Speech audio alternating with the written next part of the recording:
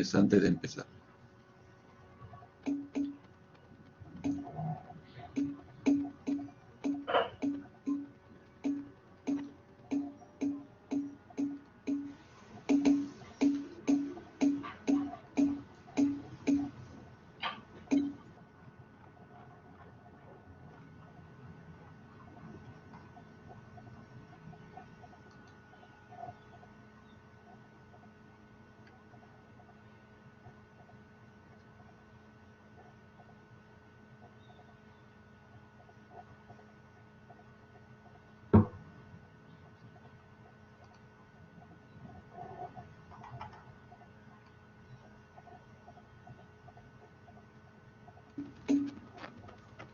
Listo. Doctor Chacano, buenas tardes. Ya, doctor, sí, se lo dejo. Ok. Listo, doctor, muchas gracias. Bien, chicos, buenas tardes. Soy el doctor Ciesa, reumatólogo del Hospital Rebagliati. Bueno, ahora vamos a hacer la clase teórica de artritis infecciosa. ¿De acuerdo?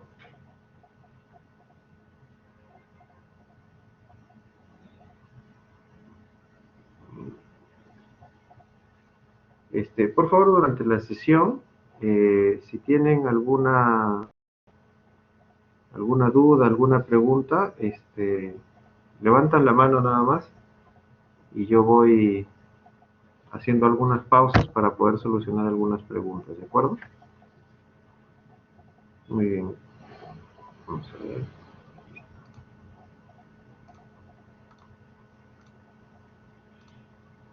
Listo. Se puede ver la pantalla, ¿no? Sí, doctor. Listo. Bueno, hoy vamos a hacer la clase de artritis infecciosa. Vamos a revisar rápidamente las etiologías principales de los síndromes articulares desde un punto de vista en el que la etiología principal sea la infección.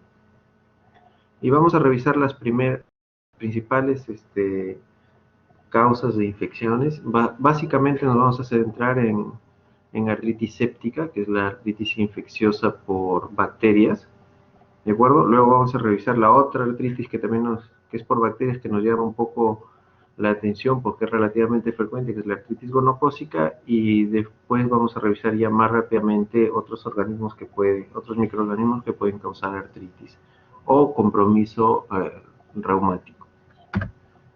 Muy bien, entonces recordarán que en los grandes síndromes articulares nosotros podemos dividir una en función del tiempo, como aguda o crónico, y la otra es en función de la cantidad de articulaciones afectadas, ¿no? Entonces, cuando nosotros decíamos monoartritis aguda, una monoartritis aguda, siempre nuestra primera posibilidad diagnóstica debe ser una artritis infecciosa por gérmenes bacterianos, ¿de acuerdo? Siempre nuestra historia clínica tiene que ser bien,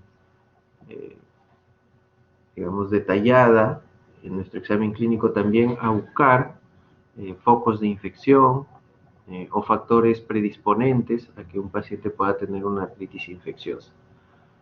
Y obviamente se tiene que tratar de estudiar el líquido articular de la articulación inflamada para poder determinar si es infección o no. Y ya después de eso nosotros podemos ir descartando otras causas, ¿no? Pero lo principal siempre es la artritis infecciosa.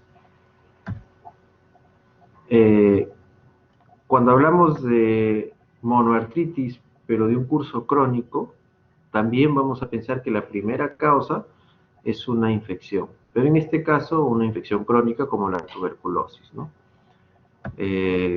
Siempre nuevamente es importante el estudio del líquido articular y el descarte de la infección por tuberculosis, ¿de acuerdo? Cuando hablamos ya de poliartritis, ahí sí tenemos que ver el tiempo en el que evolucionan estos cuadros de poliartritis, ¿no?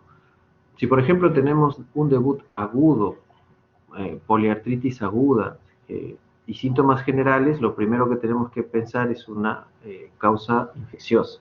Cuando es agudo siempre pensamos en una causa infecciosa. Básicamente infecciones virales que pueden tener como parte de su cuadro general poliartritis, ¿no? Por lo general son dolores poliarticulares nada más, pero en algunos casos sí pueden llegar a producir poliartritis. En cambio, cuando la poliartritis es crónica, ya la parte infecciosa se nos aleja un poco. Ahí pensamos sobre todo en causas inflamatorias no infecciosas, pero una vez tiene que ser parte del diagnóstico diferencial alguna causa infecciosa, como las artritis asociadas a HIV, a hepatitis, también hay artritis gonocócicas crónicas, y otras por virus que ya son más alejadas, pero que también entran dentro del diagnóstico presuntivo. Ahora, siempre es importante que cuando nosotros evaluamos aquí los síndromes articulares, busquemos mucho los síntomas que están asociados y también hay que tener mucho en cuenta los factores epidemiológicos, ¿de acuerdo? Muy bien, entonces ahora, bueno, las poliartritis de origen infeccioso, como decía, principalmente son de causa aguda, son de presentación aguda, puede ser de causa directa o por lo general es inmunomediada, como les decía, parte de esa reacción inflamatoria general que provocó una infección viral. ¿Cuáles son los virus que están asociados? Bueno, muchos virus, los parvovirus B19, los enterovirus, los coxsackievirus también, y digamos en los últimos 15 a 20 años se han descrito pues, cuadros de poliartritis en algunas enfermedades metaxénicas, ¿no? Por ejemplo, en el dengue, el chikungunya, también se han descrito cuadros de poliartritis, incluso que tienden a la cronicidad, ¿no? Muy bien, entonces el primer punto que vamos a tratar ya en forma más específica es el de la artritis séptica. La artritis séptica es una verdadera urgencia en reumatología, ¿de acuerdo? Porque hay que tratar rápidamente la infección, porque si no se constituye una importante causa de mortalidad, incluso a veces de morbilidad, perdón, incluso a veces de mortalidad, dependiendo de los factores de riesgo del paciente afectado. Pero también porque si no se trata rápidamente, el grado de destrucción puede ser alto, y eso genera también discapacidad.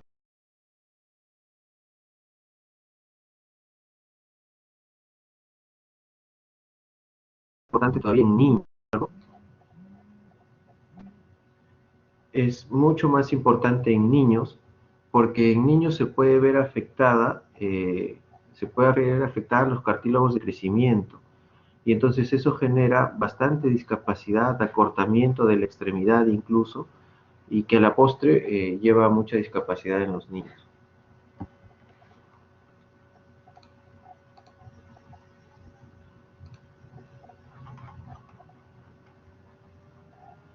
Bueno, creo que han terminado ya todos de registrarse, ¿no?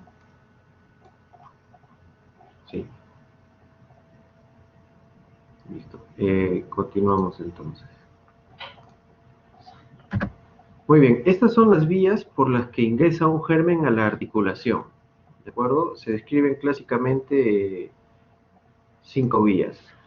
En primer lugar, la diseminación hematógena, ya es, digamos, podría ser la forma más frecuente, y para ello hay que tener en cuenta pacientes con factores de riesgo, por ejemplo, diabéticos, pacientes en hemodiálisis también, pacientes usuarios de drogas endovenosas que pueden tener contaminación por un germen a través de vía hematógena.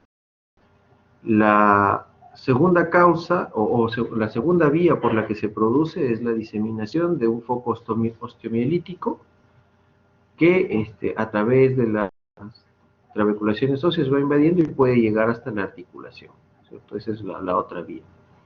Una tercera forma son pacientes que tienen algún absceso o alguna infección, alguna colección de partes blandas en zonas cercanas a la articulación, y entonces puede haber invasión del germen, rompe todas estas membranas en la cavidad articular, provocando una artritis séptica. Y las otras dos formas ya son por una inoculación directa del germen hacia la cavidad articular, por ejemplo, a través de una artrocentesis, ¿no es cierto? Una artrocentesis, digamos, un paciente que tiene, por ejemplo, artritis reumatoide, y nosotros queremos hacer una infiltración para aliviar el dolor, pero si no tenemos las medidas de asepsia y antisepsia adecuadas, lo que podemos hacer es ingresar un germen ahí y eso provocar infección. También incluye esta forma, por ejemplo, las infecciones postoperatorias, ¿no?, de algunas articulaciones. Y una quinta forma es una abertura directa de la cavidad articular que es estéril, cerrada, hacia la zona externa. Y esto generalmente es por traumatismos, ¿de acuerdo? Por traumatismos se rompen todas estas membranas y hay un ingreso directo de los gérmenes. ¿De acuerdo? Esas son las 5 vías por las que el germen llega hasta la articulación y provoca la infección. Entonces, ¿cuál es el germen más frecuentemente aislado? Pues bueno, es el Staphylococcus aureus, de lejos, ¿de acuerdo? Tanto en pacientes con articulaciones naturales, por decirlo de alguna manera, como con pacientes con articulaciones con prótesis, ¿de acuerdo? Es el germen más estudiado y toda la patogenia de la artritis séptica se ha basado en lo que se ha estudiado del Staphylococcus aureus, ¿no? Se conoce bien sus factores de virulencia, cómo va provocando el daño a nivel de la articulación y sobre todo que forma algunas capas de biofilms en el cartílago articular. O sea, se queda ahí pegado al cartílago articular y es difícil realmente limpiar toda esa zona. Por eso es que muchas veces la artritis séptica requiere también de una limpieza quirúrgica. Entonces, en cuanto a los gérmenes, como ven, el Staphylococcus aureus es el principal. También tenemos el Streptococcus, Piógenes y el Pneumoniae como otra causa importante de artritis séptica. Los Staphylococcus coagulase negativos y ya con menos frecuencia el resto de gérmenes, tanto gram positivos como gram negativos sobre todo, ¿de acuerdo? Aquí tiene mucho que ver los factores de riesgo, ¿de acuerdo? Los factores de riesgo, sobre todo pacientes que han estado hospitalizados, que tienen diabetes o que tienen enfermedad renal en hemodiálisis o que son usuarios de drogas endovenosas, pueden tener también una mezcla de varios gérmenes y ahí en algunos también puede predominar los gram negativos. Pero en cuestión de frecuencia, el más frecuente es el Staphylococcus aureus. ¿Cómo se produce el daño en la articulación? Bueno, el daño se produce de dos formas. Una por acción directa de los gérmenes y otra por la reacción inmunológica que estos gérmenes desatan en el cartílago articular. Entonces, esta inflamación va a desencadenar erosión tanto en el cartílago como en el hueso. Los péptidos formilados, que son parte de los detritus que van dejando, estimulan la migración de los polimorfonucleares, que van a activar a macrófagos y a linfocitos T, y hay 3 citocinas importantes que van a mediar toda esta reacción inflamatoria, que son el factor de necrosis tumoral alfa, la interleuquina 1 beta y la interleuquina 6, y que estos indirectamente también van a provocar el aumento y la activación de los osteoclastos, que son finalmente los que destruyen el hueso subcondral y van a formar las erosiones. Muy bien, por ejemplo, esta es una imagen de lo que les mencionaba, ¿no? Las dos causas de daño en la artritis séptica. Una es el daño bacteriano directo, de acuerdo, el Staphylococcus aureus, como les dije, el Staphylococcus aureus es un germen que tiene algunos factores de virulencia que favorece pues su colonización de los tejidos articulares, y uno de ellos es que tiene unas moléculas de adhesión en la superficie que van a permitir que se quede pegado al cartílago. Entonces forma un biofilm aquí. Ese es un biofilm, o sea, son agregados de la bacteria que están pegados, digamos, al cartílago y ahí sobreviven. Y ahí pueden sobrevivir a la respuesta antibiótica, pueden sobrevivir ahí a la respuesta inmunológica y con el tiempo pueden generar también resistencia. Entonces, esta misma estimulación de estas adhesinas puede provocar que se desarrolle también algunas proteínas que van a destruir el cartílago y sobre todo van a generar también mucha inflamación. ¿De acuerdo? Entonces, en cuanto a la inflamación, ahí es importante saber, como le dije, 3 citocinas importantes, el factor de necrosis tumoral alfa, la interleuquina 1 beta y la interleuquina 6, que lo que hacen es favorecer la migración de polimorfonucleares, linfocitos T hacia los tejidos, hacia este tejido, y todas estas sustancias lo que van a hacer es producir metaloproteinasas. Y estas metaloproteinasas se van a encargar de degradar tanto el cartílago, la matriz extracelular del cartílago, como y provocar la hiperplasia de la sinovia que está en estos sectores. Ahora, luego se van a generar también la interleuquina 6, el factor de necrosis tumoral, lo que van a hacer es también estimular a los osteoclastos que están aquí en el hueso. Se van a activar estos osteoclastos y van a comenzar un proceso de resorción ósea desordenada que va a formar las grandes erosiones. ¿De acuerdo? Entonces, en el caso del daño va a ser directamente por las enzimas que produce el estafilococcus que va a dañar el cartílago, como producto de la respuesta inmunológica a través de metaloproteinasas que van a degradar las matrices extracelular, y también la activación de osteoclastos que va a dañar el hueso subcondral. Muy bien, entonces, importante, nuevamente aquí un poco más sencillo, el estafilococo aureus es importante, produce toxinas y enzimas que van a degradar la matriz y provocar daños a nivel de los condrocitos, las adhesinas que van a permitir que se pegue al cartílago y formar biofilms, y también el estafilococcus en sí mismo también tiene algunas proteínas en su pared que van a proteger, digamos, al estafilococcus y hacerlo resistente contra algunos antibióticos, y de acuerdo a que eso puede variar la sensibilidad de acuerdo al sitio de donde se ha obtenido estafilococcus, ¿no? Si es un estafilococcus de la comunidad, probablemente podrá ser sensible, por ejemplo, a las penicilinas, específicamente a la oxacilina, pero a veces en hospitales son gérmenes resistentes incluso a vancomicina, ¿no? Y estos a su vez estimulan una respuesta inflamatoria que depende de estas tres células sobre todo, pero sobre todo el macrófago. El macrófago es el principal, el responsable de la secreción de TNF-alfa, interleuquina 6 e interleuquina 1 beta, y de dirigir la reacción inflamatoria a nivel de la articulación. Entonces hay algunos factores que van a favorecer el daño, sobre todo porque la membrana sinovial no tiene una membrana basal imitante con la parte interna del sinovio más vascularizado, y por eso se favorece una diseminación hematógena. No es como, por ejemplo, la barrera hematoencefálica o la barrera hematoplacentaria, en las que hay ciertas restricciones. Aquí no, es una membrana bastante permeable y por lo tanto hay una rápida entrada de los gérmenes que se diseminan por vía hematógena. Y además el líquido sinovial es un buen caldo de cultivo. El líquido sinovial favorece el crecimiento bacteriano, ¿de acuerdo? Se pegan, pueden colonizar y se pueden reproducir y crecer el número de gérmenes que ingresan al líquido sinovial. Entonces eso favorece el crecimiento de los gérmenes ahí, por lo tanto que las infecciones se hagan más intensas. Entonces el daño, además de todo lo que hemos descrito, hay también un daño articular por una cuestión mecánica, en la que el aumento del líquido articular producto de toda esta reacción inflamatoria produce en sí mismo un daño mecánico.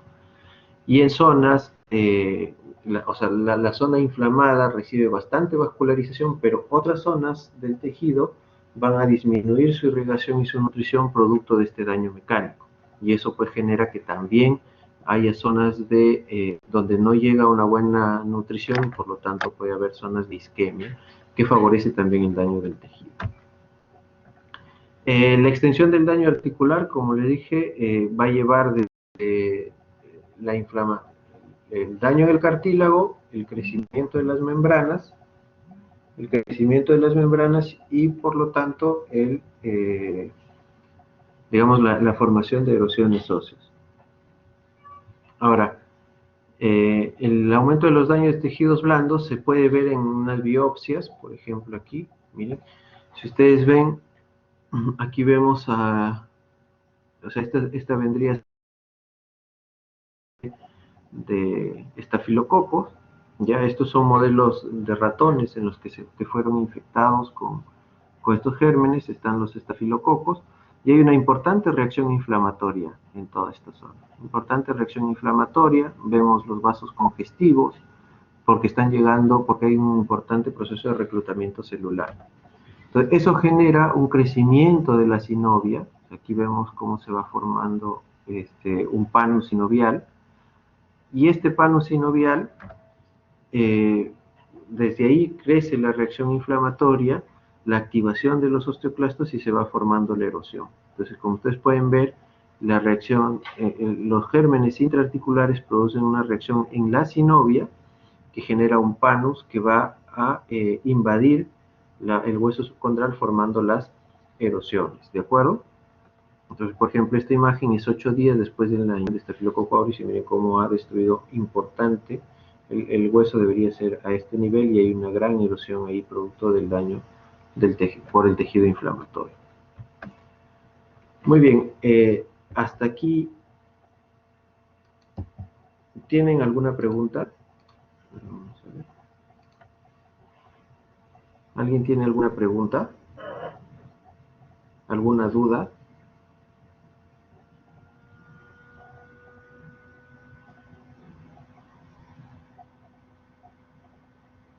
¿No? ¿Se entendió? ¿Entendieron? Entonces, es importante saber que el daño en las artritis sépticas no es no es un daño directo del germen, sino que muchas veces es la reacción inflamatoria que ésta provoca la que termina provocando el daño en la articulación, o más bien dicho, extendiendo el daño a ese nivel. Muy bien, entonces continuamos.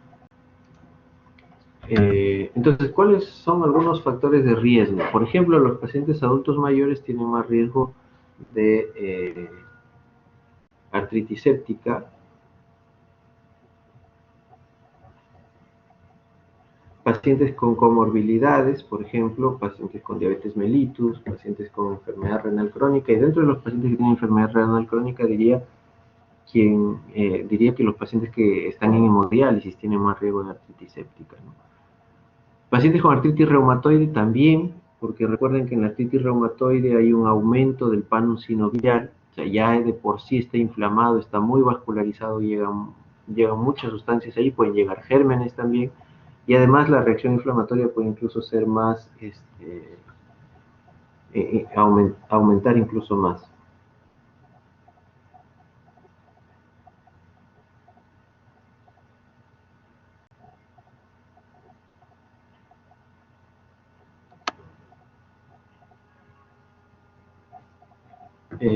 Muy bien, entonces, por ejemplo, los pacientes también que han tenido artritis séptica previamente también pueden sufrir nuevos episodios de artritis séptica, porque ya son articulaciones también que han sufrido daño y sobre todo por lo que conversábamos al inicio, ¿no? Por la capacidad del estafilococo de formar biofilms.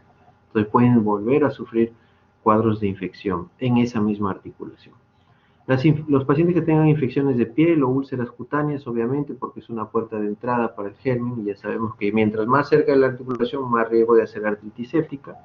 Aquellos pacientes que tienen prótesis articulares también, o que han sufrido cirugía articular reciente o infiltraciones, por lo que se ha roto la membrana, se ha ingresado a una cavidad estéril y puede haber ingresado algún germen.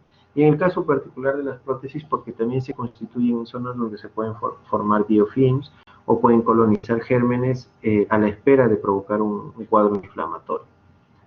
En el caso de pacientes que tienen uso de drogas y alcoholismo, porque, bueno, los usuarios de drogas tienen una fuente de ingreso de gérmenes, los pacientes con alcohólico porque no tienen un buen estado nutricional también, la respuesta inmunológica no es la adecuada, y pacientes con bajo estado socioeconómico también es importante conocer esta asociación porque obviamente al ser una enfermedad infecciosa va a afectar predominantemente a los estratos sociales más bajos, ¿de acuerdo?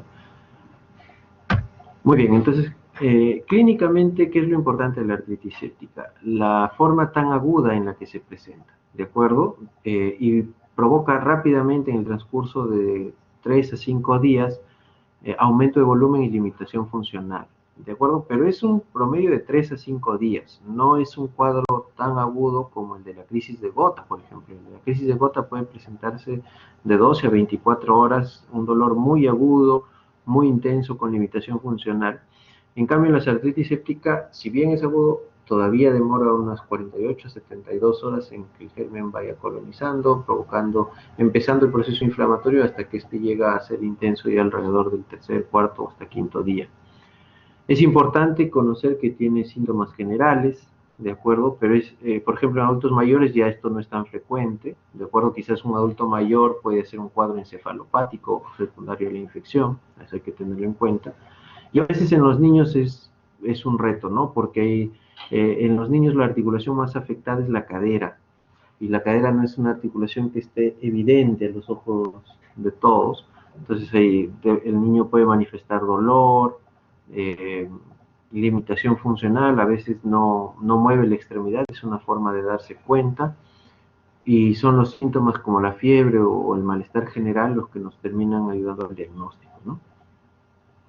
Entonces la característica de inflamación típica, o sea, eritema, limitación y tumefacción, es lo que nos va a definir la sospecha de artritis séptica.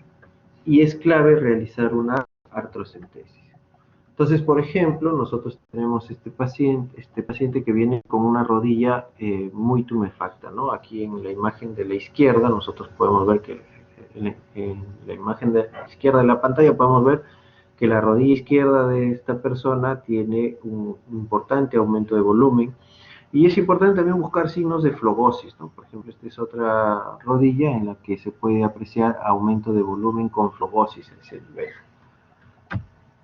Entonces, el diagnóstico de artritis séptica, en primer lugar, es la sospecha. Entonces, toda monoartritis aguda debe sospecharse de artritis séptica hasta que no se muestre lo contrario. Entonces, ¿cómo podemos llegar al diagnóstico certero? 1 de 4. Aislar el patógeno en la articulación afectada, eso ya es el diagnóstico definitivo, o la otra opción podría ser tener un aislamiento en sangre y hay una afectación sospechosa de la articulación. A veces no llegamos a obtener los cultivos y lo que podemos hacer es basarnos en un cuadro clínico típico y el examen de líquido sinovial turbio, ¿no? Con algunas características que ya le voy a mencionar. Entonces, esas son las formas clínicas de hacer un diagnóstico. Y la última forma es un hallazgo post-mortem, pero nadie quiere llegar a eso, ¿no? Generalmente, la artritis séptica no es un cuadro con mortalidad, excepto en aquellos pacientes con comorbilidades o con factores de riesgo como adultos mayores en los que el cuadro séptico puede provocar mortalidad, pero sí puede ser potencialmente destructivo y discapacitante. Muy bien, entonces, el manejo en un paciente con monoartritis. Entonces, en primer lugar, una historia clínica y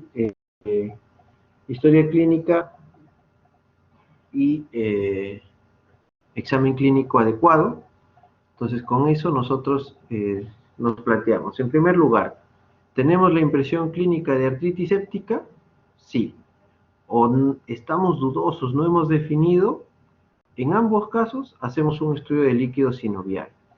Si es que nosotros tenemos el diagnóstico claro de que no es artritis séptica, porque en el interrogatorio ya definieron otras etiologías, el cuadro clínico no es tan agudo, o por ejemplo el cuadro, o es un paciente con gota, que ha estado parcialmente controlado, ha dejado el tratamiento y de pronto viene, se fue el fin de semana a comer una parrilla y viene el día lunes con la rodilla hinchada, por ejemplo.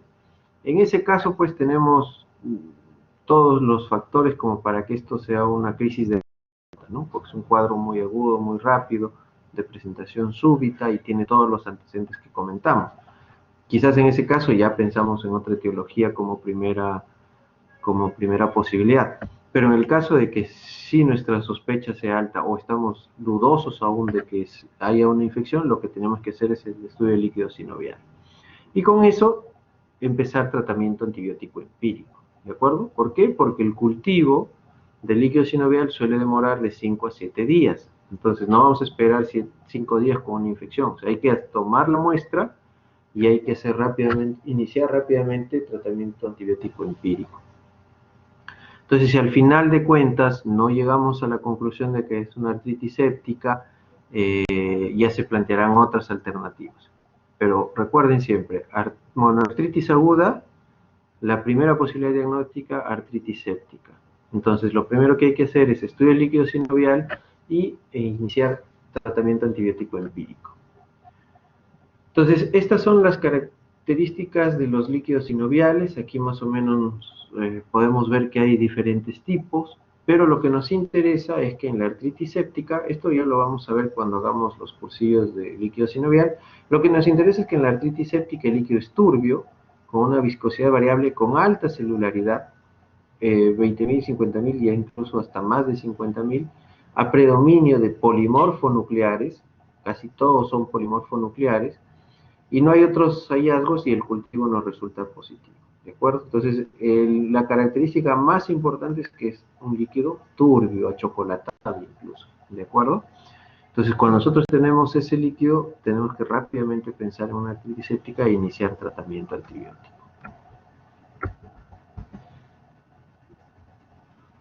Entonces, ahí está, si por ejemplo nosotros queremos utilizar algunas pruebas de laboratorio, podemos ver, ¿no? Leucocitosis, velocidad de sedimentación o un recuento celular en el líquido de más de 50.000.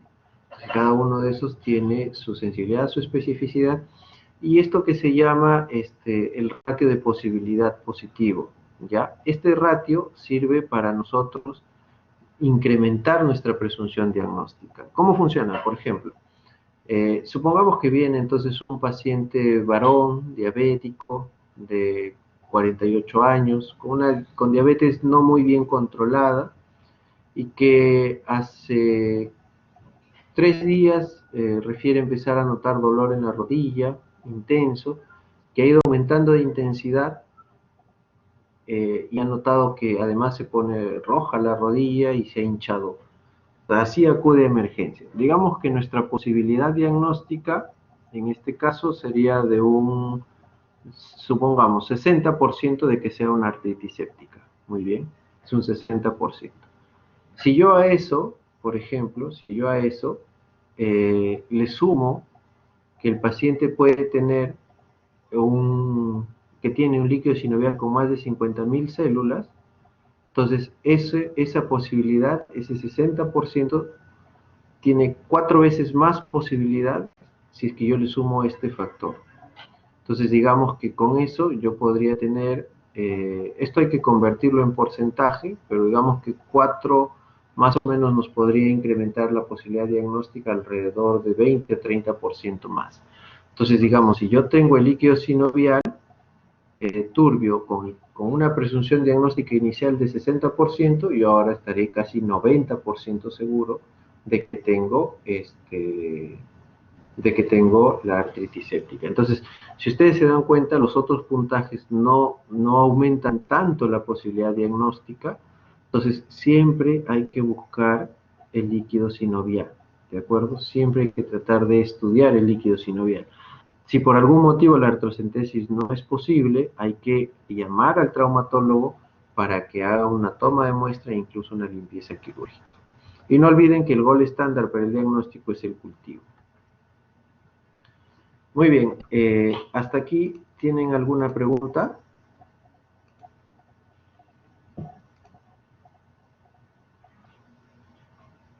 ¿Alguna pregunta sobre la presentación clínica, el manejo que tiene que hacer con un paciente con monoartritis aguda? ¿No? Está claro que si tienen la presunción de monoartritis aguda, lo que tienen que hacer es buscar estudiar el líquido y si por algún motivo no pueden, inicien el tratamiento antibiótico empírico, ¿de acuerdo? Hay que iniciar tratamiento antibiótico empírico. Muy bien, entonces, en las imágenes, ¿en qué no son útiles? Bueno, realmente no está, digamos, establecido que para nuestro diagnóstico necesitamos una imagen. Esto es generalmente cuando hay para ver complicaciones o hay dudas diagnósticas, ¿de acuerdo? Por ejemplo, en la radiografía no vamos a ver nada en una artritis séptica. Pero digamos, la hacemos al inicio, ¿por qué? Porque nos va a servir de control para ver si es que hay o no, si es que se va desarrollando o no daño óseo y cartílago, ¿no? A nivel del hueso subcondral, ¿de acuerdo? Porque en una radiografía, la segunda, tercera semana del cuadro infeccioso, o sea, sin un adecuado tratamiento, nosotros ya vemos destrucción del cartílago y del hueso subcondral en forma de erosiones, ¿de acuerdo? La ecografía sí no es útil. ¿Por qué? Porque podemos ver también algunas características del líquido. A veces cuando nosotros encontramos, por ejemplo, efusión articular, pero este es de contenido heterogéneo, podemos sospechar que esa es una artritis séptica, y aquí sería bastante útil la tomografía para hacer a veces aspiraciones guiadas, ¿no? En aquellas articulaciones que son poco accesibles, como la cadera, por ejemplo, se puede hacer una retrocentesis guiada por ecografía, en el hombro también. La rodilla generalmente es bien accesible, ¿no? Las articulaciones, el resto de articulaciones son bien accesibles, pero por ejemplo cadera u hombro, o a veces también el tobillo, podría ayudarnos la ecografía para poder dirigir bien la toma de la muestra. En el caso de la tomografía es poco utilizada en reumatología para estos casos. Se puede utilizar, sí, por ejemplo, para evaluar mayor daño a nivel del hueso subcondral. Tiene mayor sensibilidad en ese aspecto que la radiografía simple. Y en el caso de la resonancia sí nos da mucho más detalle de cómo está el daño, cuál es la extensión del daño, si hay riesgo de osteomielitis o no, ¿de acuerdo? Porque también ahí se puede ver edema óseo, se puede ver el proceso inflamatorio, no solo en el cartílago o en la sinovia, sino también en la articulación, perdón, en el hueso. Entonces aquí, por ejemplo, vemos una resonancia magnética con artritis séptica del tobillo.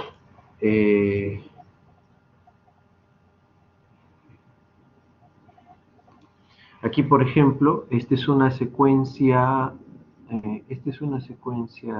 T1, porque podemos ver, en la secuencia T1 lo que se ve es el líquido negro, en este caso el líquido articular está oscuro, hipointenso, y la grasa se ve hiperintensa, ¿de acuerdo? Entonces, digamos, esto podemos utilizarlo para ver estructura, y vemos el hueso y vemos una amplia destrucción a nivel del tobillo, con una proliferación de un material aquí extraño, heterogéneo, de acuerdo, que va invadiendo cada una de las zonas, y eso corresponde a una colección, una artritis séptica con mucha destrucción ósea.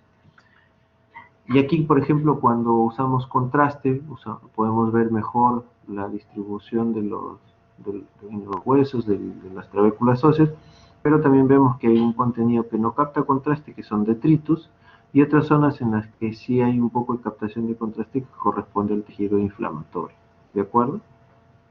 Entonces, podemos ver, esta no es la secuencia adecuada para hacer contraste. Cuando se hace contraste tiene que hacer supresión grasa para poder ver bien los focos inflamatorios, pero la idea de usar contraste es poder determinar si hay mucha inflamación en el hueso, básicamente.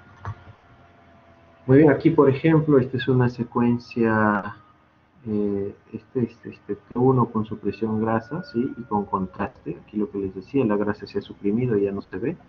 Y lo que sí se ve son focos captadores de contraste en esta zona. Eso se llama osteitis, que corresponde a una inflamación, por ejemplo, osteomielitis. Más o menos eso es lo que deberíamos ver en los pacientes que tienen artritis séptica complicada con osteomielitis, ¿no? Que esa es la principal utilidad de la resonancia magnética.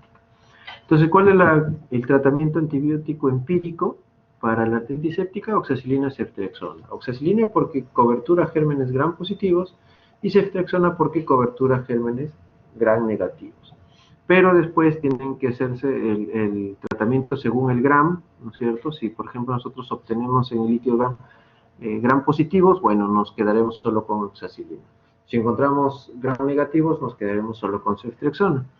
Y finalmente se decide ya con el cultivo de acuerdo a al antibiograma, o sea, la resistencia de los antibióticos, ¿no? Entonces esto es más o menos para que ustedes vean los esquemas. Básicamente es oxacilina para los estafilococos, y aquellos en los que no se puede usarán o en los que son resistentes a meticilina se usará vancomicina, y en el caso de gram negativo se coberturan principalmente con ceftriaxona.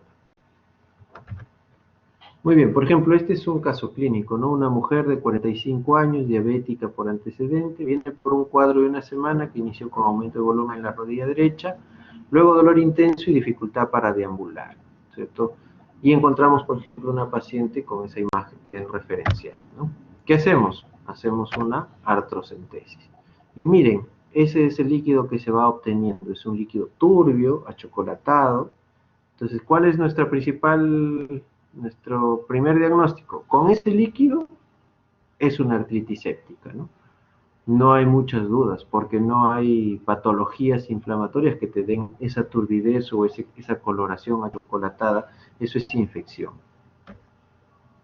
Otro ejemplo, por ejemplo, un varón de 19 años, fumador de cannabis y tabaco, no usuario de drogas endovenosas, presentó luxación traumática del hombro 5 meses atrás, de acuerdo a ese tiempo, y 10 días antes del ingreso, vuelve a presentar un traumatismo cerrado en el hombro derecho, que ha progresado luego con tumefacción, dolor, no hay signos de flogosis ni fiebre. Al examen clínico está febril, pero tiene tumefacción dolorosa sin flogosis en el hombro derecho, dolor a la movilización activa y pasiva.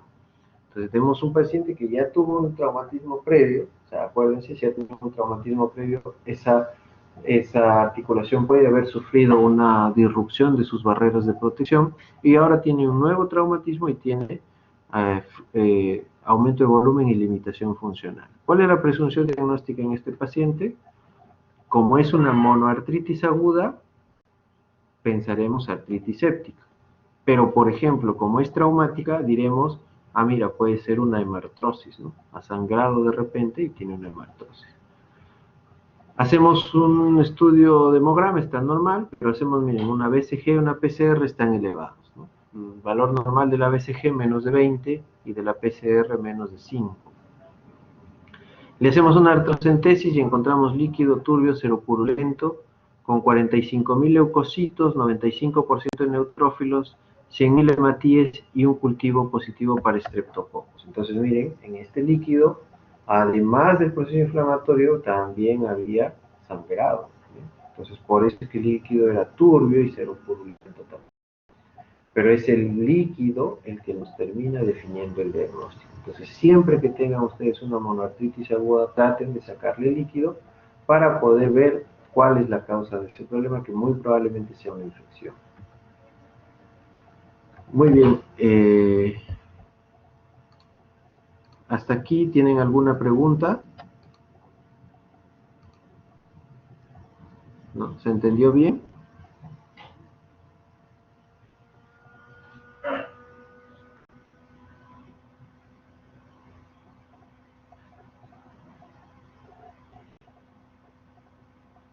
Muy bien. Lo importante es que ustedes sepan que, de nuevo, recalcando, para repasar y para que no se les olvide, todo paciente con monoartritis aguda, saquen el líquido porque lo primero que tienen que pensar es artritis séptica, ¿de acuerdo? Y empiecen el tratamiento antibiótico empírico, oxacilina, ceftriaxona. Si han aprendido eso, esta charla cumplió su objetivo, ¿de acuerdo? Pero no se olviden. Muy bien, ahora vamos a revisar algunas otras infecciones ya con algunas particularidades. La otra forma de artritis infecciosa común y que siempre hay que tener en cuenta es la artritis gonocócica, ¿ya? Porque clínicamente es parecida, la forma monoarticular es parecida a la artritis séptica. Entonces, ¿cómo vamos a diferenciar una artritis séptica por bacterias gram positivas o gram negativas de la artritis gonocócica? En primer lugar, anamnesis, o sea, factores de riesgo. ¿Por qué?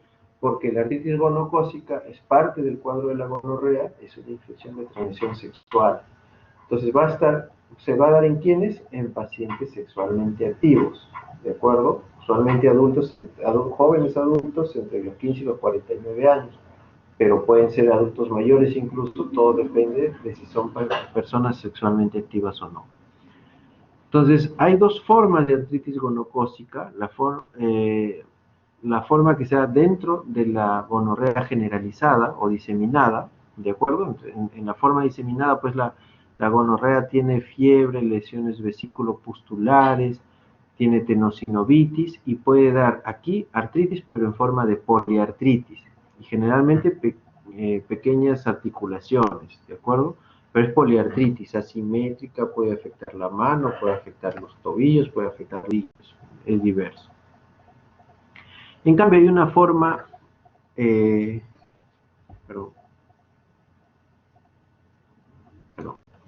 En cambio, hay una forma en la que la artritis ya es más localizada, ya es un cuadro plenamente articular y que es similar a la artritis infecciosa por gram positivos o gram negativos que hemos visto anteriormente. ¿De acuerdo? En ese caso también a veces es un líquido purulento y en esta forma generalmente es monoarticular también y en algunos casos puede ser oligoarticular, pero no poliarticular. O sea, son grandes articulaciones y es una rodilla y un tobillo, o son las dos rodillas, o sea, son grandes articulaciones de forma mono u oligoarticular. ¿De acuerdo? Entonces, ¿cómo se hace el diagnóstico? Igualito que el anterior. O sea, en primer lugar, le hago la anamnesis, defino si ha tenido infecciones de transmisión sexual o exposiciones de riesgo. Si es una articulación grande, hago mi artrocentesis y obtengo el líquido y empiezo igual, cobertura antibiótica, porque dijimos que la cobertura antibiótica empírica de las artritis sépticas era la oxacilina con la ceftriaxona. Y tranquilamente la ceftriaxona puede tratar a la infección por gonococo. Así que dentro de esa cobertura antibiótica amplia también estamos coberturando gonococo.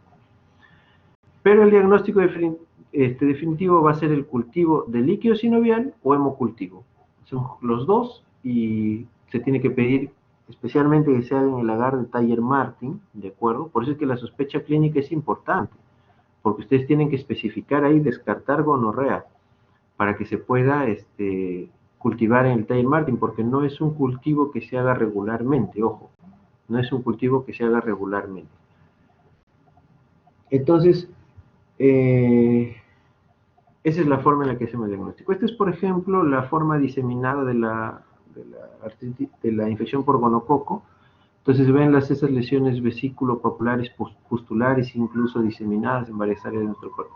En este contexto, los pacientes pueden hacer poliartritis como parte de toda la reacción a la gonorrea, ¿de acuerdo?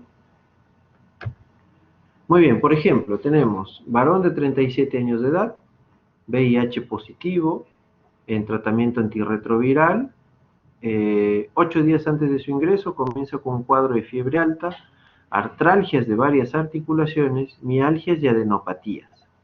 Y en la rodilla derecha le encontramos con flogosis, dolor, impotencia funcional y fiebre, ¿no? Entonces, 8 días, o sea, una semana, más o menos un cuadro agudo, con síntomas generales, ¿no? Fiebre, artralgias, mialgias, también adenopatías, pero encontramos una rodilla con flogosis.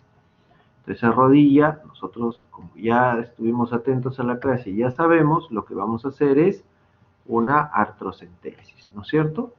Hacemos los exámenes, por ejemplo, y encontramos que el hemograma está normal, la BCG está muy elevada, la radiografía de rodilla es normal, lo cual no nos sorprende, porque como decimos es un cuadro inicial, y en el cuadro inicial la radiografía no nos muestra nada, así que eso no nos sorprende. Y le hacemos la artrocentesis y encontramos líquido de aspecto inflamatorio, con aumento de polimorfonucleares, lo cual nos indica infección. Ya para este momento nosotros hemos iniciado nuestra terapia antibiótica empírica y nos llega el cultivo positivo a Neisseria gonorrea. Entonces lo que hacemos es continuar con la terapia con ceftriaxona, ¿no es cierto? Entonces, como pueden ver, no se diferencia mucho de cómo vamos a proceder con la artritis infecciosa por bacterias comunes de la gonocosis. Son los factores de riesgo, como por ejemplo el hecho de que el paciente tenga VIH, que esté en terapia antirretroviral y probablemente tenga exposición sexual de riesgo, la que nos va a hacer pensar en una artritis secundaria o una infección de transmisión sexual, como es la artritis gonocócica.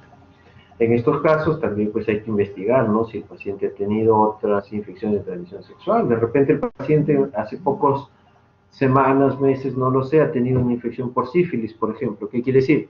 Que tiene conductas sexuales de riesgo, ¿de acuerdo? Entonces eso siempre hay que indagar como parte del interrogatorio. Muy bien. Hasta ahí nosotros llegamos con las infecciones agudas, ¿no? O sea, las infecciones agudas nos deben hacer pensar en infecciones bacterianas, ¿de acuerdo? Ya vamos a pasar ahora a ver compromiso reumático en otras infecciones, pero que ya son de curso más crónico. Entonces, ¿alguna pregunta, chicos? ¿Alguien tiene alguna duda? ¿Algún aporte?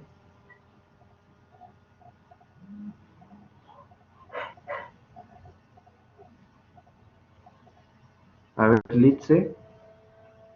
Doctor, sí, una pregunta. En el último caso que mostró el paciente tenía además definición en la rodilla, decía que tenía dolor en varias articulaciones. En este caso ya entraría a una definición de poliartritis. Entonces, el líquido articular...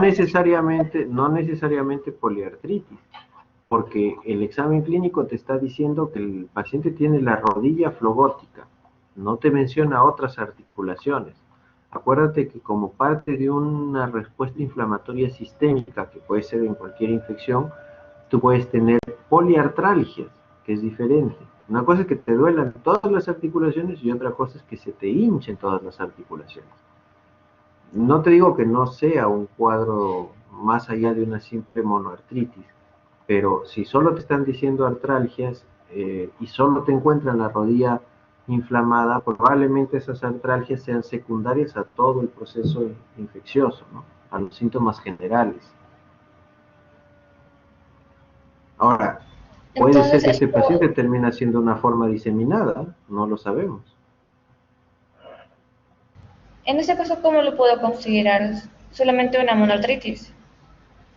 Sí, ¿por qué? Porque no hacen, o sea, lo que pasa es que recuerden ustedes que para ustedes plantear los síndromes tienen que haber realizado anamnesis y tienen que haber realizado examen clínico.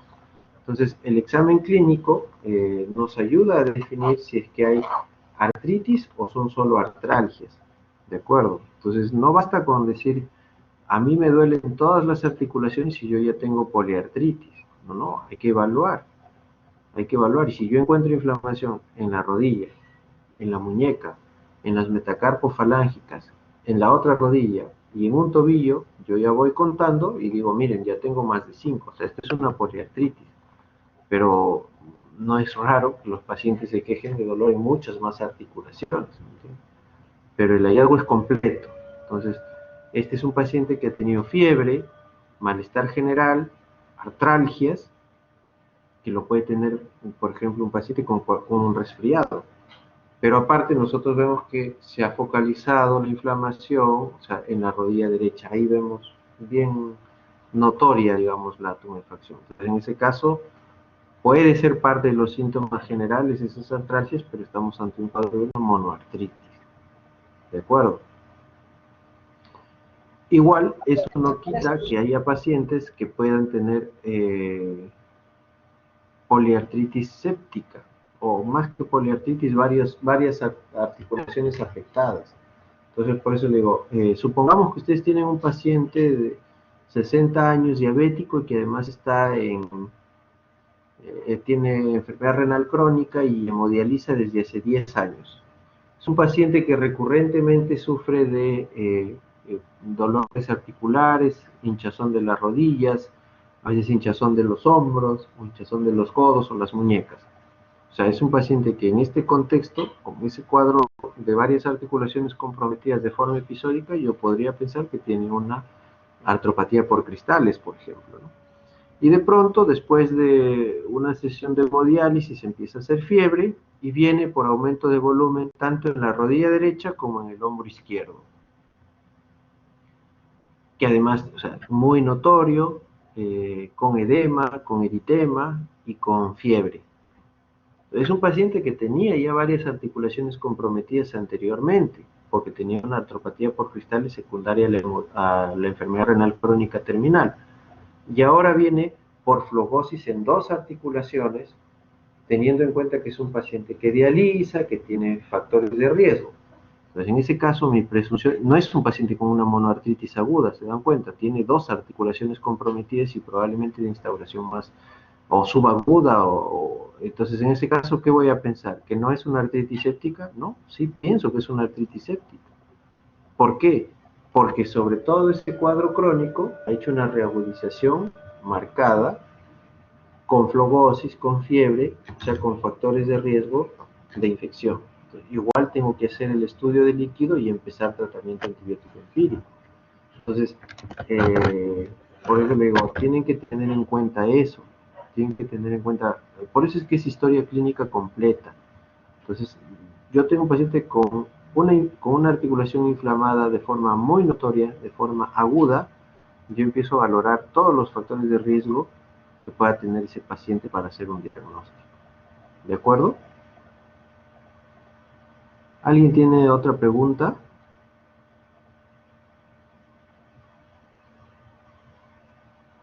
Ya me dicen por el chat que comenté sobre la sífilis. No, lo que les decía era que, por ejemplo, en el caso que presentamos del paciente con artritis gonocócica, tenemos que preguntar, ¿no? Si el paciente de repente tenía sífilis antes, hace unos meses, tratada. Entonces, ¿qué nos dice eso? Que el paciente puede haber tenido conductas sexuales de riesgo, o sea, que está expuesto a que pueda ser una infección de transmisión sexual. O sea, a eso me refería, que tienen que indagar un dato, ¿no? Nosotros a veces cuando tenemos pacientes de ese tipo, les preguntamos de una u otra forma, a veces varias veces, porque hay que tener en cuenta esos datos, ¿no? A veces los pacientes del principio no te van a decir, ah, sí, y he tenido conductas sexuales de riesgo, eso no te va a decir ningún paciente. Pero tienes que ir preguntando, porque justamente tu sospecha clínica te lleva a eso, ¿no? Muy bien, vamos a continuar. Si alguien más tiene otra pregunta. Vamos a ver. Entonces, ahora vamos a ver en tuberculosis. En tuberculosis, el principal compromiso reumático en tuberculosis no es la artritis séptica, es la espondilitis tuberculosa, ¿no? Lo que nosotros también se conoce como mal de Pot. Esa es la afectación más frecuente en tuberculosis. Después está la artritis séptica, la osteomielitis, también puede haber tenosinovitis, bursitis, absceso de partes blandas, o también muy raramente se puede ver una artritis reactiva a tuberculosis que se denomina enfermedad de Ponset. Muy bien, la más común, la que más nos llama la atención, la que más se va a ver es la espondilitis tuberculosa. Corresponde al 50 hasta el 60% de los casos de compromiso reumático, ¿de acuerdo? Va a evolucionar en varios meses, es de curso crónico, y generalmente se presenta como, por ejemplo aquí, como disitis, o sea, una inflamación del disco, una inflamación con abscesos paravertebrales, que generalmente sigue longitudinalmente al ligamento longitudinal anterior. También puede haber espondilitis, que son compromiso del cuerpo vertebral, o a veces abscesos paravertebrales, ¿no? Y esto puede llevar a destrucción y a fracturas, a colapsos vertebrales. Entonces, esa es la principal forma, ¿de acuerdo?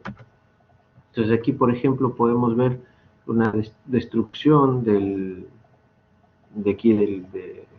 la esquina anterosuperior del cuerpo vertebral, con marcada disminución del espacio, ¿no? Es un paciente con una espondilodicitis tuberculosa, que lo que vemos en la radiografía son cambios esclerotróficos crónicos, ¿no? Después quizás ya en proceso de resolución aquí, ¿no? En la resonancia se ve mucho mejor, podemos ver, por ejemplo, destrucción del disco y también destrucción del cuerpo vertebral, y esta secuencia lo que nos permite ver es inflamación, porque el líquido está amarillo, la grasa oscura, eso es una secuencia STIR, que es para ver inflamación, y vemos, miren, cómo el cuerpo vertebral brilla a comparación de los otros cuerpos vertebrales, está hiperintenso, y eso corresponde a un proceso inflamatorio y una colección, ¿no? Aquí en la región anterior, ¿de acuerdo? Entonces ese es el cuadro más común de tuberculosis a nivel reumático, digamos, osteoarticular. Y la otra forma es la tuberculosis articular. La tuberculosis articular, que corresponde, el 85% de los casos se va a presentar como una monoartritis crónica, ¿de acuerdo? Entonces, igual, una monoartritis crónica, lo primero que tienen que pensar es en tuberculosis, ¿de acuerdo? Usualmente va a ser rodilla o cadera, esas son las articulaciones más comprometidas, pero también puede presentarse a nivel de sacroiliaca u otras articulaciones. Hay mucha destrucción ósea, y a diferencia de las artritis sépticas, aquí lo que va a predominar son los mononucleares, ¿de acuerdo? El BK en líquidos sinoviales de bajo rendimiento, alrededor del 20 al 40%, mientras que el cultivo sí puede tener mayor sensibilidad, pero ya saben que demora bastante. Entonces, ¿qué es lo que hacemos a veces en estos casos de artritis tuberculosa? Lo que hacemos es una biopsia sinovial, ¿de acuerdo? Porque eso sí nos permite ver los gérmenes, los bacilos ácido alcohol resistentes, y a veces con una sensibilidad de hasta el 90%. Muy bien, por ejemplo, tenemos un varón de 25 años, aparentemente sin antecedentes, que presenta 3 meses con aumento de volumen de la rodilla derecha, poco dolorosa, a diferencia de las artritis agudas. Aquí vemos que poco dolorosa, poca limitación funcional. Le están dando antiinflamatorios, con lo que va mejorando su sintomatología y va disminuyendo la hinchazón progresivamente. Entonces, progresivamente va aumentando el dolor, asocia mayor limitación funcional y le va impidiendo hacer sus actividades deportivas y luego actividades cotidianas. Entonces, claramente es un varón con una monoartritis crónica, curso crónico, lento, no va generando mucha limitación, por eso es que se hace tolerable, ¿de acuerdo? Y va cediendo a los antiinflamatorios porque es una inflamación no muy intensa como las artritis sépticas. Entonces, ¿qué hacemos en este caso? Igual, ¿no? Vemos, por ejemplo, una flogosis de la rodilla derecha, y que al hacer radiografía podemos ver aquí disminución del espacio articular y con algunas zonas ya con daño óseo. Acá una erosión, aquí algunos quistes también con erosiones, ¿no? Entonces, ¿qué pensamos? Aquí sí es útil una radiografía porque es un cuadro más crónico. Además, entonces aquí lo que tenemos que indagar es, por ejemplo, otros síntomas, baja de peso, tos o algún otro síntoma de infección, ¿no? Pero algunos pacientes con tuberculosis articular no hacen síntomas de infección pulmonar y por eso es que el cuadro va progresando y va progresando. Entonces aquí también hay que hacer estudio líquido articular, pero probablemente no sea más útil una biopsia sinovial, ¿de acuerdo? Porque si aquí nosotros vemos que ya hay engrosamiento de la membrana sinovial, entonces la biopsia nos ayuda a veces a definir el diagnóstico de forma más rápida que el cultivo. Es la descripción de la radiografía, ustedes ya lo revisan. Siempre en la tuberculosis, acuérdense que otra forma importante es la osteomielitis por tuberculosis. Por ejemplo, aquí vemos una lesión lítica, aquí, a nivel de la diáfisis del fémur. Este es un paciente, debe ser un paciente adolescente, lo que ven aquí es el cartílago de crecimiento, y aquí hay una lesión lítica, ¿no? Es una osteomielitis. ¿Por qué les puse esta imagen? Porque es bien importante que ustedes vean que las infecciones de hueso hay que cuidarlas mucho en pacientes jóvenes, porque esto puede llegar aquí, dañar el cartílago de crecimiento y ya no crece, se queda así con la extremidad corta. Entonces hay que tener eso bien en cuenta. Otra enfermedad bacteriana crónica que puede afectar a las articulaciones o que tiene manifestaciones reumáticas es la brucelosis, ¿no? Y aquí es importante la sacroiliitis brucelósica, ¿no? Que es un diagnóstico diferencial de las espondiloartritis también, ¿no? Puede afectar a artritis periférica, sí, pero en el caso de artritis periférica puede ser, no es una monoartritis, por lo general es una oligoartritis de muy bajo grado. Espondilitis también puede haber, osteomielitis menos frecuente, ¿no? Entonces, para el diagnóstico de brucelosis hay que tener mucha sospecha clínica. Hay que indagar factores de riesgo, exposiciones, factores epidemiológicos. Generalmente son cuadros con fiebres crónicas, recurrente, remitente, ¿no? Entonces en esos casos hay que pensar en brucelosis. El aumento de la BCG y la PCR también, sobre todo cuando hay episodios febriles, es importante. La linfopenia nos orienta, pero hasta ahí nada específico. El líquido sinovial muestra inflamación, pero no crece nada, es más difícil. Acuérdense que también a veces la brucelosis es un germen de cultivo más difícil. Entonces nos ayudamos ya de pruebas serológicas, ¿no? Las aglutinaciones, que nos pueden salir con un título de mayor a 1/160, ese es un título significativo. Acuérdense que puede salir 1/80 y un montón de nosotros poder tener esos títulos. Aglutinaciones altas y luego confirmadas por Rosa de Bengala o 2-mercaptoetanol, que son pruebas para ya hacer un diagnóstico. El diagnóstico definitivo, el cultivo, pero rinde más o menos 50-80% de los casos. Entonces aquí, por ejemplo, una espondilitis por brucela, ¿ven? Destrucción del hueso, aquí lo vemos en la resonancia, aquí sí nos es muy útil la resonancia, y aquí, por ejemplo, una sacroilitis unilateral, como podemos ver, perdón, edema óseo y se empieza a destruir la articulación. Una sacroilitis unilateral nos debe hacer pensar en brucelosis, ¿de acuerdo? Muy bien, hasta aquí, ¿alguien tiene alguna pregunta?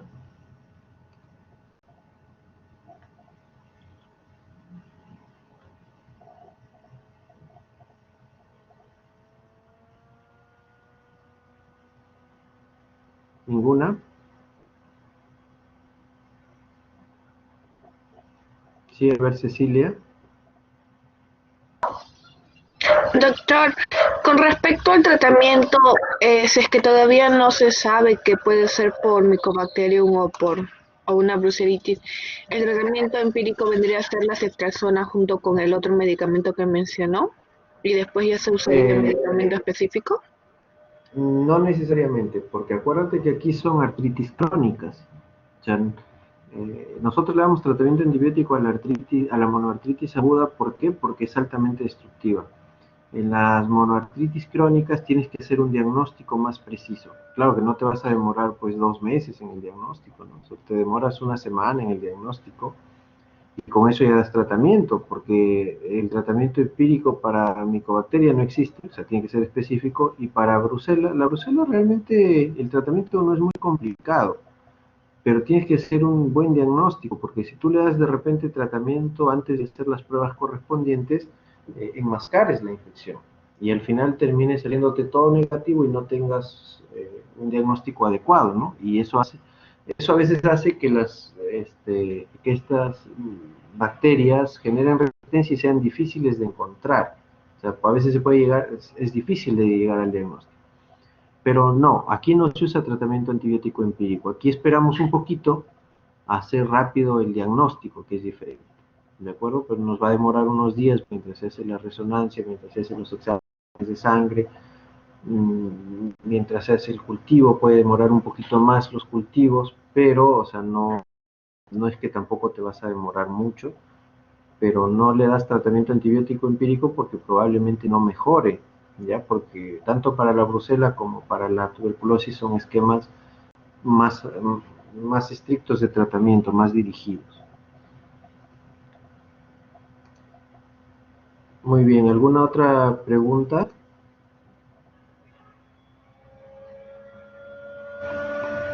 No, continuamos entonces. Muy bien, entonces ya las infecciones por hongos, por ejemplo, ya aquí hay que tener mucha sospecha clínica, ¿no? Generalmente las infecciones por hongos en general son de curso subagudo o crónico. En el caso a nivel osteoarticular también lo son, generalmente crónicos. Son de baja incidencia, están relacionados a alguna actividad en específico, a alguna zona de donde provenga la persona, generalmente regiones tropicales, subtropicales, uno comprometidos. Por ejemplo, si yo tengo un paciente con VIH, ¿no?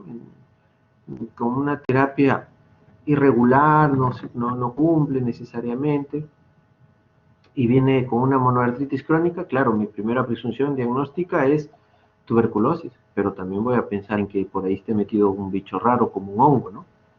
Porque también pues está inmunodeprimido, hay infecciones oportunistas. Hay siempre que buscar otra zona de compromiso, o sea, el hongo no entra directamente en la articulación así nomás, hay que ver por dónde entró y generalmente es o porque hay una lesión cutánea, como en las esporotricosis, o hay lesiones pulmonares, ¿no? Aspergillus, histoplasmas, claro que son generalmente de crecimiento solo pulmonar, pero pueden después colonizar alguna articulación. Entonces, aquí como pueden ver con hongos es alta sospecha clínica y una historia clínica detallada, ¿no? Detallada. Entonces, más o menos, el diagnóstico de los hongos es por cultivo, ¿de acuerdo? Nos es muy útil hacer a veces una tinción KOH, en el líquido sinovial, pero para eso tenemos que tener sospecha clínica, porque normalmente no los pedimos, pero se puede pedir otros anticuerpos, ELISA, ya es de acuerdo a la sospecha clínica, ¿no? Por ejemplo, esta es una blastomicosis, y lo que podemos ver es, miren, cómo va destruyendo, formando estas cavidades en el hueso, ¿de acuerdo? El compromiso también se asocia a compromiso articular, pero el compromiso óseo es lo que más llama la atención, ¿no? Por ejemplo, aquí, ¿cómo haces el diagnóstico? Tiene que ser cultivo, estudio, a veces toma de muestras, ¿no? Toma de muestra, biopsia, y el microscopio termina identificando el germen, ¿no? Con las infecciones parasitarias pasa algo similar, ¿ya? Aunque estas pueden dar más artritis, pero a veces no necesariamente por colonización del parásito dentro de la articulación, sino como parte de una reacción inmunológica también. Aquí es importante la eosinofilia, pero por sobre todas las cosas es porque hay que sospechar, ¿de acuerdo? Hay que sospecharlo. El paciente viene de la selva, viene de una región donde hay parásitos, tiene alguna actividad de riesgo, o por ejemplo aquellos pacientes que tienen cuadros inflamatorios crónicos como una artritis de difícil tratamiento y que persisten algunas articulaciones. Igual, a veces el diagnóstico por cultivo, más que por cultivo, perdón, por anatomía patológica en estos casos es necesario, ¿no? Hay que identificar al parásito y darle el tratamiento específico, ¿no? Dependiendo de cuál sea la causa. Aquí, por ejemplo, ustedes pueden ver diferentes parásitos que están asociados a diferentes manifestaciones musculoarticulares. Quizás una de las más importantes sea la miositis, ¿no? Más que artritis séptica, lo que pueden provocar es miositis, ¿no? Y después son reacciones inmunológicas, ¿ya? Eso es importante. Muy bien, otra importante es ver las infecciones virales, ¿ya? Y aquí es importante el HIV. Y el HIV es importante porque puede dar artritis, o sea, el síndrome articular de artralgia, o sea, dolores articulares es bien frecuente en pacientes con VIH, pero también puede dar artritis, generalmente aquí son oligoartritis como artritis reactiva, puede dar espondiloartritis, artritis séptica, osteonecrosis también, u osteoporosis, a veces más como efecto de los tratamientos que por la misma infección por VIH, pero es importante conocerlos porque al ser el VIH un desorden inmunológico importante, puede generar también cuadros que simulen enfermedades del tejido conectivo.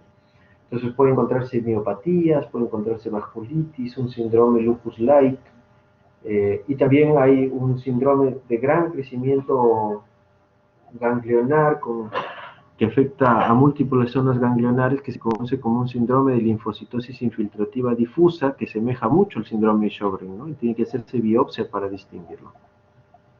Por supuesto que estas manifestaciones han disminuido mucho con la terapia antirretroviral y ya no vemos desórdenes tipo ETC en pacientes con VIH.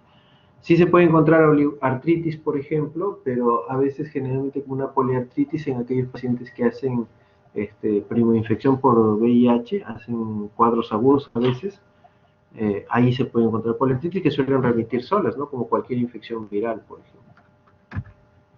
Aquí, por ejemplo, pacientes que con VIH, por ejemplo, manifestaciones tipo psoriasis, ¿ven? Artritis, por acá tiene artritis, me parece que aquí hay un poco de dactilitis y hay compromiso descamativo y ungueal como si fuera una psoriasis, ¿no? Una artritis psoriásica. Y aquí, por ejemplo, una sinovitis de metacarpofalángicas, de algunas interfalángicas proximales, como simulando un cuadro tipo artritis reumatoide, ¿no? Entonces, eso también se ve en algunos pacientes con HIV y uno dice, bueno, pues le dio su artritis reumatoide al paciente con HIV, pero son pacientes con enfermedad infecciosa activa, con HIV activa, que cuando le dan terapia antirretroviral mejoraron. Entonces no era una artritis reumatoide con HIV, sino era una reacción inmunológica tipo artritis reumatoide. Ahora, entonces en infecciones virales, recuerden, generalmente es una poliartritis aguda, ¿de acuerdo? Y las infecciones virales pueden llevar a cuadros crónicos, incluso incluso a artralgias crónicas y a poliartritis crónica. Y uno de ellos son estos alfavirus que se han descrito en los últimos años, como el virus del chikungunya, que por ejemplo da artralgias crónicas y que incluso en algunos meses puede evolucionar a artritis y hacer cuadros de artritis que requieren un manejo con medicamentos DARMES. Por ejemplo, a veces se les tiene que dar a estos pacientes con artritis persistente metrotexate, sulfasalacina para que puedan mejorar. Porque ya no es solo la infección, sino es todo el proceso inmunológico que desencadenaron. Entonces aquí, por ejemplo, vemos el chikungunya y otros arbovirus alfavirus, que no son propios de nuestras latitudes, pero sí lo que se vio a veces hace unos años fue el chikungunya, incluso también el virus Zika, ¿no? También vio que podían ser cuadros de artritis. Entonces aquí importante, miren, por ejemplo, en la fase temprana del chikungunya puede haber una poliartritis simétrica, ¿eh? Pero es aguda, ¿no? Y en las fases crónicas pueden dar incluso artritis, tenosinovitis, que pueden durar varios meses, ¿no? Varios meses, y que a veces, como les digo, en algunos de estos casos se puede requerir no solo antiinflamatorios, sino DIMARCs, DIMARCs como methotrexate, sulfasalacina para mejorar el cuadro. Muy bien, chicos, hasta aquí, ¿tienen alguna pregunta? ¿Alguna duda? ¿Algún comentario? ¿Algo que agregar?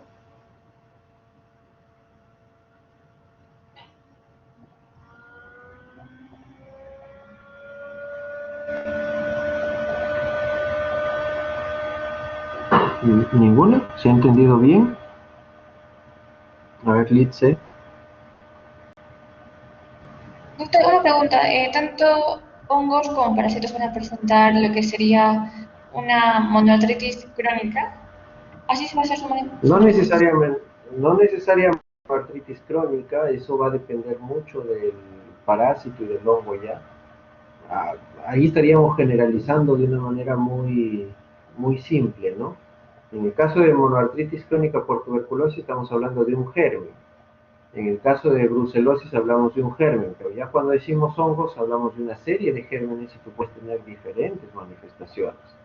Lo importante, como le digo, es sospecha clínica en base a una anamnesis bien dirigida, en base a factores de riesgo epidemiológicos o clínicos.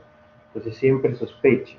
Si lo ponemos es para decirles que siempre las enfermedades inmunológicas pueden ser desencadenadas o a veces exacerbadas por gérmenes patógenos.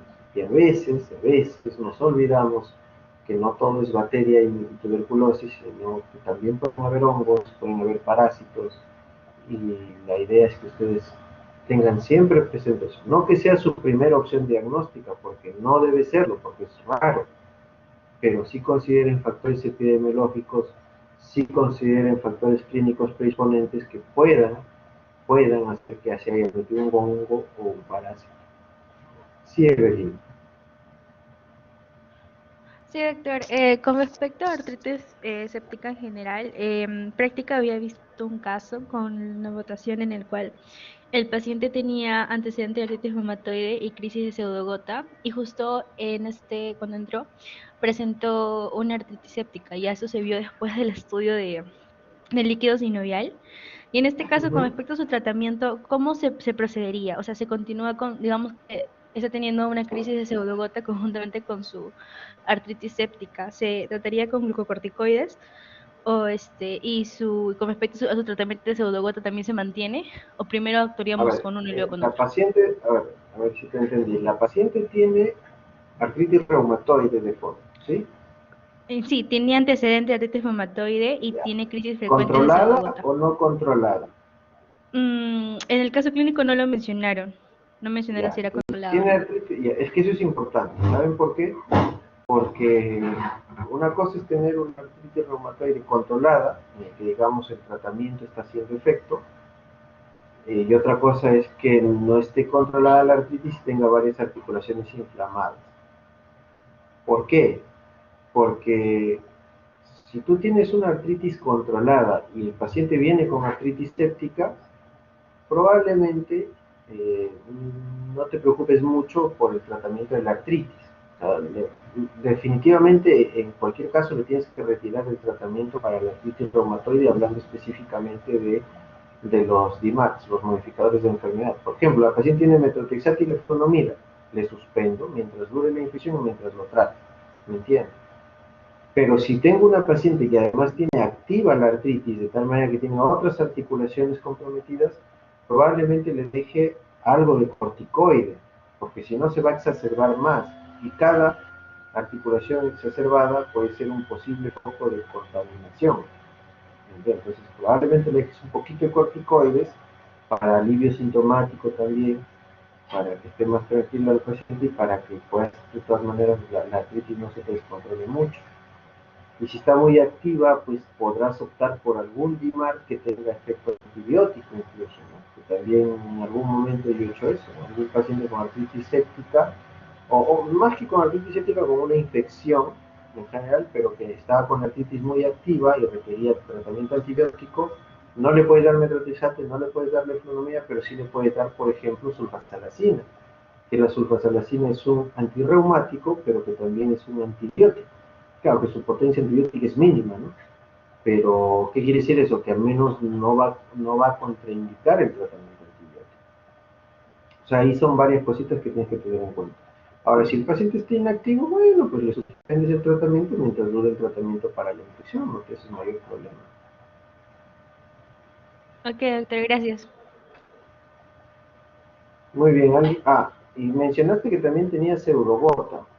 Ya, Sí, bueno, tenía crisis frecuentes de pseudogota. te gusta complicar las cosas. Ya, por ejemplo, en ese caso le puedes dar colchicina y puedes seguirle la colchicina, porque la colchicina no es inmunosupresora y no se contraindica necesariamente en el contexto de una infección. Claro que ahí tienen que valorar mucho cómo va tolerando el paciente los tratamientos, que no haya otros eventos adversos, ¿no? Pero la colchicina es compatible con el tratamiento antibiótico, le puedes dar. Vale, gracias. O sea, si estuviera también al mismo tiempo su crisis de pseudogota con la artritis séptica, usaríamos la colchicina y el... Sí, puedes darle colchicina, ¿sí? Sí, puedes le das antiinflamatorios para el dolor y en algunos casos también sí se puede usar corticoides a dosis bajas, ¿no? También se puede utilizar, no hay problema. Ok, Pero es que gracias, doctor. ya, ahí ya te estás metiendo en camisa de once varas, pues eso ya es manejo un poquito más especializado. Muy bien, ¿alguien tiene otra pregunta?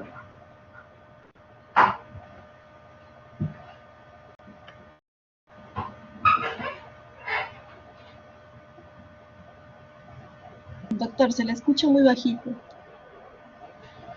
Ahora se escucha bien, es que estaba conectando la computadora. Les decía si alguien tiene alguna otra pregunta.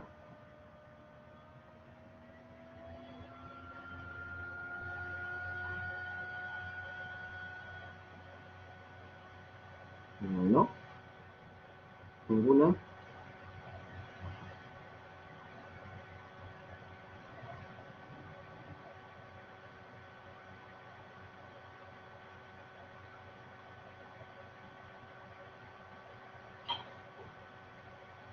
¿Se entendió entonces? ¿Todo claro?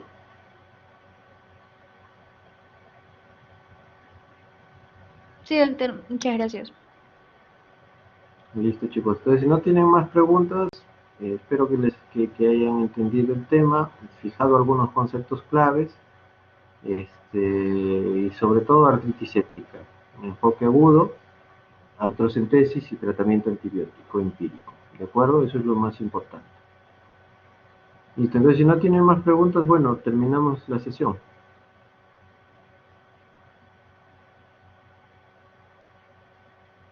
Listo. Muy bien. Cuídense, chicos. Hasta luego. Estudien.